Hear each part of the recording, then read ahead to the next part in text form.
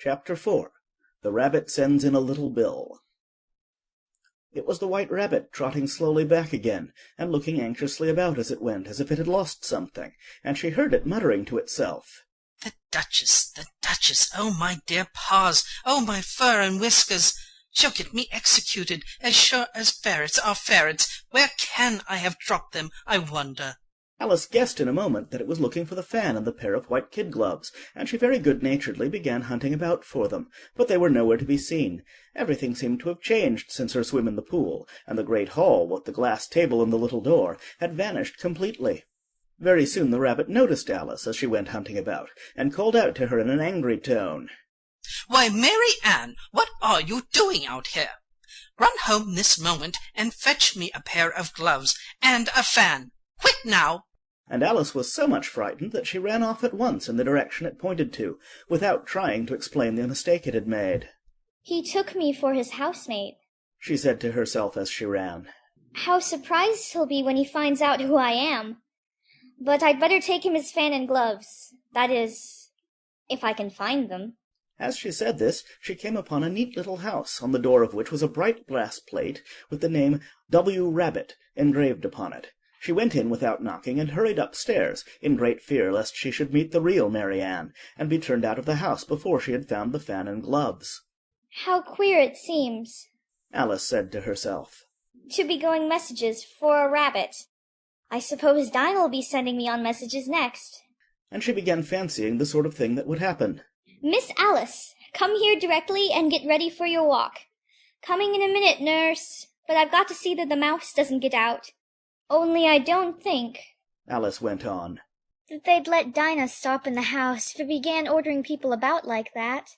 By this time she had found her way into a tidy little room with a table in the window, and on it, as she had hoped, a fan, and 2 or 3 pairs of tiny white kid gloves. She took up the fan and a pair of the gloves, and was just going to leave the room when her eye fell upon a little bottle that stood near the looking-glass. There was no label this time with the words "Drink me," but nevertheless she uncorked it and put it to her lips. "I know something interesting is sure to happen," she said to herself, "whenever I eat or drink anything, so I'll just see what this bottle does. I do hope it'll make me grow large again, for really I'm quite tired of being such a tiny little thing." It did so indeed, and much sooner than she had expected. Before she had drunk half the bottle, she found her head pressing against the ceiling, and had to stoop to save her neck from being broken. She hastily put down the bottle, saying to herself, "That's quite enough. I hope I shan't grow any more. As it is, I can't get out at the door. I do wish I hadn't drunk quite so much." Alas, it was too late to wish that.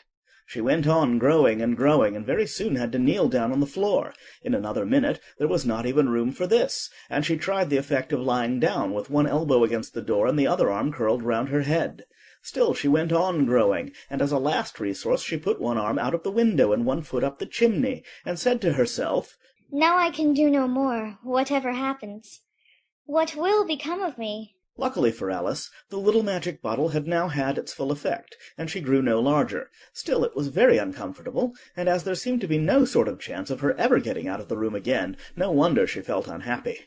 "It was much pleasanter at home," thought poor Alice, "when one wasn't always growing larger and smaller and being ordered about by mice and rabbits. I almost wish I hadn't gone down that rabbit hole, and yet it's rather curious, this sort of life. I do wonder what can have happened to me. When I used to read fairy tales, I fancied that kind of thing never happened, and now here I am in the middle of one. There ought to be a book written about me, that there ought, and when I grow up, I'll write one. But I'm grown up now," she added in a sorrowful tone. "At least there's no room to grow up any more here. But then," thought Alice, "shall I never get any older than I am now? That'll be a comfort one way, never to be an old woman. But then, always to have lessons to learn. Oh, I shouldn't like that." "Oh, you foolish Alice," she answered herself. "How can you learn lessons in here? Why, there's hardly room for you, and no room at all for any lesson books." And so she went on, taking first one side and then the other, and making quite a conversation of it altogether. But after a few minutes she heard a voice outside, and stopped to listen. Mary Ann, said the voice. fetch me my gloves this moment." Then came a little pattering of feet on the stairs. Alice knew it was the rabbit coming to look for her, and she trembled till she shook the house, quite forgetting that she was now about 1,000 times as large as the rabbit, and had no reason to be afraid of it. Presently the rabbit came up to the door and tried to open it, but as the door opened inwards and Alice's elbow was pressed hard against it, that attempt proved a failure. Alice heard it say to itself, "Then I'll go around and get in at the window."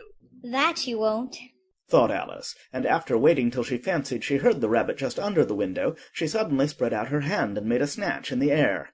She did not get hold of anything, but she heard a little shriek and a fall and a crash of broken glass, from which she concluded that it was just possible it had fallen into a cucumber frame or something of the sort. Next came an angry voice, the rabbit's. "Pat, Pat, where are you?" And then a voice she had never heard before. Sure then I'm here, digging for apples, your honour. "Digging for apples, indeed," said the rabbit angrily. "Here, come and help me out of this." Sounds of more broken glass.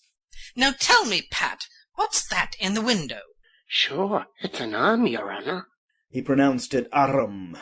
"An arm, you goose? Who ever saw one that size? Why, it fills the whole window."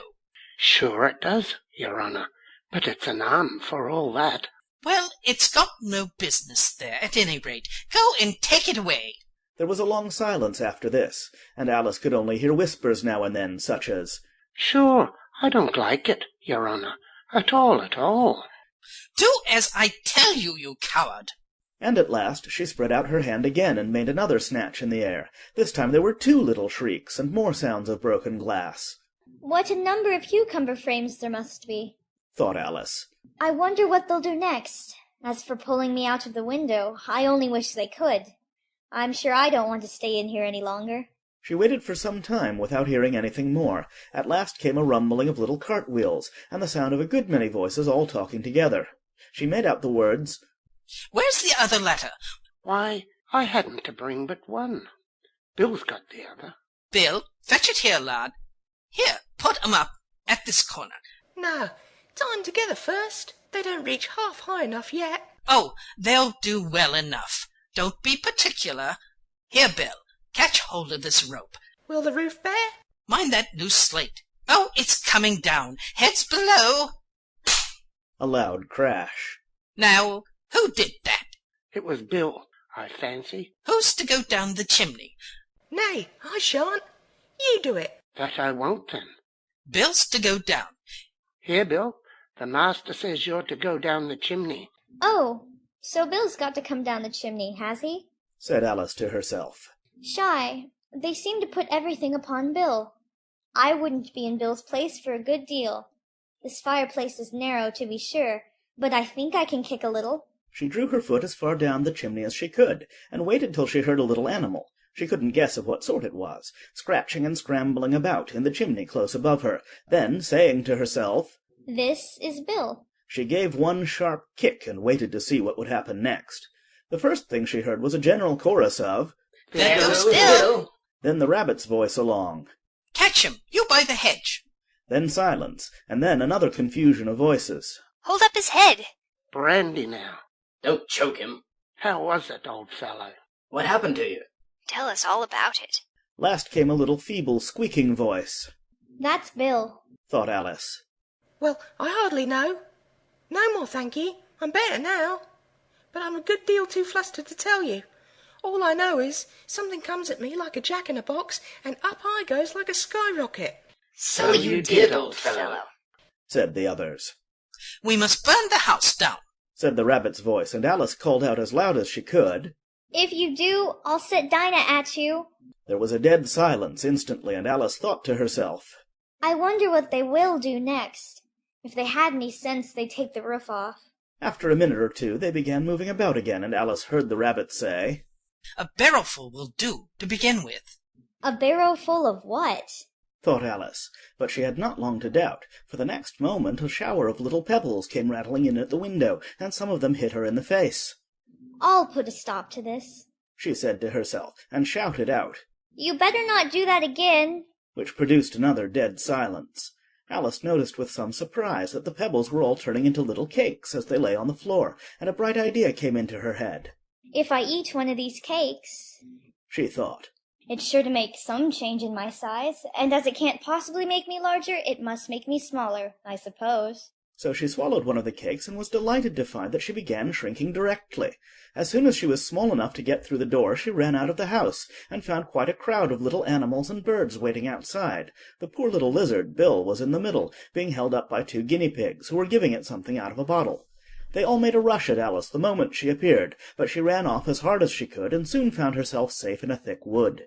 The first thing I've got to do, said Alice to herself as she wandered about in the wood, is to grow to my right size again, and the second thing is to find my way into that lovely garden. I think that will be the best plan. It sounded an excellent plan, no doubt, and very neatly and simply arranged. The only difficulty was that she had not the smallest idea how to set about it, and while she was peering about anxiously among the trees, a little sharp bark just over her head made her look up in a great hurry. An enormous puppy was looking down at her with large round eyes, and feebly stretching out one paw trying to touch her. Poor little thing, said Alice in a coaxing tone, and she tried hard to whistle to it, but she was terribly frightened all the time at the thought that it might be hungry, in which case it would be very likely to eat her up in spite of all her coaxing. Hardly knowing what she did, she picked up a little bit of stick and held it out to the puppy, whereupon the puppy jumped into the air off all its feet at once with a yelp of delight, and rushed at the stick and made believe to worry it. Then Alice dodged behind a great thistle to keep herself from being run over, and the moment she appeared on the other side, the puppy made another rush at the stick and tumbled head over heels in its hurry to get hold of it. Then Alice, thinking it was very like having a game of play with a cart-horse, and expecting every moment to be trampled under its feet, ran round the thistle again. Then the puppy began a series of short charges at the stick, running a very little way forwards each time and a long way back, and barking hoarsely all the while, till at last it sat down a good way off panting, with its tongue hanging out of its mouth and its great eyes half shut. This seemed to Alice a good opportunity for making her escape, so she set off at once and ran till she was quite tired and out of breath, and till the puppy's bark sounded quite faint in the distance. And yet what a dear little puppy it was, said Alice as she leant against a buttercup to rest herself and fanned herself with one of the leaves. I should have liked teaching it tricks very much, if I'd only been the right size to do it. Oh dear, I'd nearly forgotten that I've got to grow up again. Let me see. How is it to be managed? I suppose I ought to eat or drink something or other, but the great question is, what? The great question certainly was, what? Alice looked all round her at the flowers and the blades of grass, but she did not see anything that looked like the right thing to eat or drink under the circumstances. There was a large mushroom growing near her, about the same height as herself, and when she had looked under it, and on both sides of it, and behind it, it occurred to her that she might as well look and see what was on the top of it. She stretched herself up on tiptoe and peeped over the edge of the mushroom, and her eyes immediately met those of a large caterpillar that was sitting on the top with its arms folded, quietly smoking a long hookah, and taking not the smallest notice of her or of anything else.